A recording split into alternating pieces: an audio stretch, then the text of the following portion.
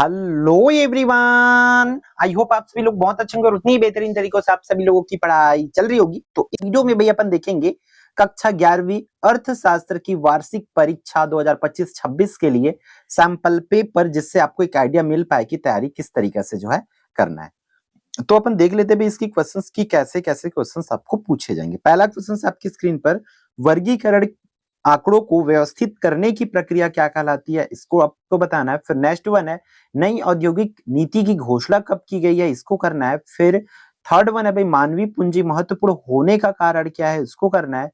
फिर चौथा, एक संतान नीति की घोषणा किस देश में की गई है, इसको बताना है आपको। फिर G20, जिसमें विश्व की कितनी अर्थव्यवस्था शामिल है, उसको बताना है, कितने देश शामिल है, उसको करना है। ठीक है। फिर आप लोगों को यहाँ अति लघु उत्तरीय प्रश्न पूछे जाएंगे। वर्ग सीमाओं के मध्य बिंदु को क्या कहते हैं, इसको बताना है। फिर यहाँ पर जो नंबर्स दिए, आंकड़े दिए, उसका माध्यिका निकालना है। फिर कुटीर उद्योग से क्या आशा है, स्वर्णिम चतुर्भुज परियोजना किससे संबंधित है, ये आपको बताना है। फिर नेक्स्ट वन है, भारत की राष्ट्रीय उभय में सर्वाधिक योगदान किस क्षेत्र का है, इसको करना है। ठीक है। फिर आपके दो दो नंबर वाले क्वेश्चंस पूछे जाएंगे भाई। तो दो दो नंबर वाले देखो, ये पूरे क्वेश्चन नंबर 7 तक का क्वेश्चन, सॉरी 6 तक का क्वेश्चन पूछे जाएंगे, मतलब 5 क्वेश्चन।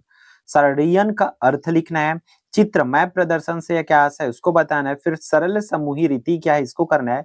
फिर आधार वर्ष का चुनाव करते समय ध्यान रखे जाने वाली दो बातों को लिखना है। फिर अगला जो है आपका भाई कौन सा है, औपनिवेशिक शासन काल में भारतीय अर्थव्यवस्था पर पड़ने वाले दो नकारात्मक प्रभाव के बारे में लिखना है। फिर क्वेश्चन नंबर 7 जो है 3 मार्क्स वाली है, क्या दिया हुआ है कि सांख्यिकी की कोई 3 महत्व जो है हमें लिखना है। फिर क्या सहसंबंध के द्वारा कार्य कारण संबंध की जानकारी मिलती है, इसको बताना है। फिर पारिवारिक बजट संबंधी एक प्रश्नावली जो है बनाना है यहाँ पर। फिर श्रम बल एवं कार्य बल में अंतर आपको लिखना है। फिर क्या करना है भाई, अगला जो क्वेश्चन है उसको क्या दिया हुआ है, निम्न सीमांकों का सरल समूहीकृत कीमतों पर सूचकांक ज्ञात करना है। ठीक है।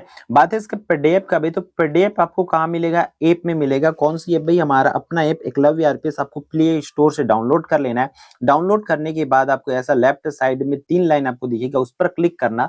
क्लिक करने के बाद उसमें फ्री मटेरियल लिखा होगा, फ्री मटेरियल आ जाएगा यहीं पर, उसी फ्री मटेरियल को क्लिक करना। फिर आपको 11वीं में चले जाना है। 11वीं के बाद आप जो है कॉमर्स समूह में चले जाना, वाणिज्य समूह में चले जाना, आपको मिल जाएगा। क्लियर है भाई।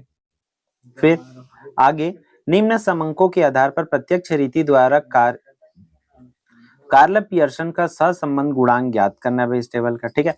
फिर निम्न समंकों से कार्ल पियर्सन का सहसंबंध गुणांक जो है ज्ञात करना। फिर क्वेश्चन नंबर 13 क्या दिया हुआ है, भारतीय अर्थव्यवस्था में विश्व व्यापीकरण हेतु क्या उपाय किए गए हैं, उसको लिखना है। फिर इसके अथवा में क्या दिया हुआ है, नई आर्थिक नीति की आवश्यकता क्यों हुई है, इसको करना है। ठीक है। तो भाई इस तरीके से क्वेश्चंस आपको जो है पेपर में दिए जाएंगे, तो इसको करने के बाद आप जो एक्स्ट्रा क्वेश्चन जरूर करेंगे, क्योंकि एक पेपर में ऑल इंपॉर्टेंट क्वेश्चंस को नहीं रखा जा सकता। इन चीजों को भी आपको समझना पड़ेगा। आपको ये पैटर्न समझना है कि किस लेवल के किस तरीके से पैटर्न यहाँ पर दिया गया है।